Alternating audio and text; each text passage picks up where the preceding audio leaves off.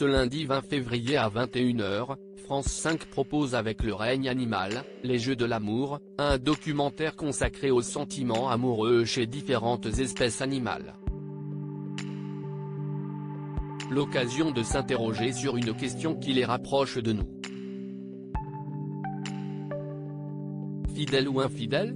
La question se pose dans Le règne animal, et sur le plan sentimental, qu'il s'agisse d'humains ou pas. Le documentaire diffusé sur France 5, ce lundi 20 février 2023 à 21h, se penche sur le sujet, et non sur la façon dont certains animaux ont, par le passé, été dressés par le comédien Franck Gastambide, ni sur la manière dont les animaux sont recréés en 3D dans certaines productions. Le moins que l'on puisse dire, si est que chez nos amis les bêtes, la diversité comportementale et sexuelle est la règle. Des animaux en liberté. Si l'exemple des singes bonobos vient immédiatement à l'esprit quand il est question de liberté sexuelle et de partenaires multiples, d'autres espèces animales se révèlent particulièrement polygames. Ainsi, le dauphin agronné, qui a une approche des plus logiques pour séduire ses partenaires, à l'aide du museau, comme il se doit, ou les morses mâles, qui se constituent de véritables harems de femelles.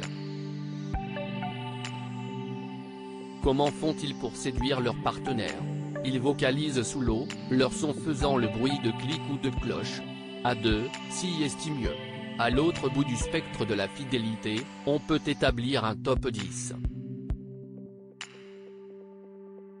Ainsi la perruche est atteinte d'anxiété aiguë si elle n'est pas accompagnée. Mais, une fois qu'elle l'est, elle se révèle d'une totale fidélité à son partenaire.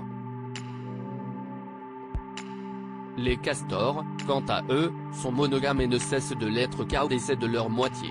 De leur côté, si est à l'été que les gorfous sauteurs retournent sur le lieu de leur naissance pour se trouver un partenaire à vie. A l'inverse, si est pendant l'époque du rut, en plein hiver, que les cygnes rencontrent leur moitié. Les mouvements d'approche se font. Avec le coup. Après la mort de leur partenaire, les cygnes, sentimentaux et possessifs, ne cherchent pas un autre. Les gibbons, quant à eux, envisagent le couple sous un angle pratique, avec un partage des richesses. Les loups gris, eux, sont très familles. Parmi les autres espèces animales particulièrement fidèles, on relève le poisson-ange français, la chouette, la pigargue à tête blanche et la termite. Toutes nous attendrissent par la force et la délicatesse de ce lien qui n'est pas le seul fait des humains. À lire aussi Le règne animal, Netflix, Bryan Cranston, Pedro Pascal. Le casting incroyable de ce documentaire animalier.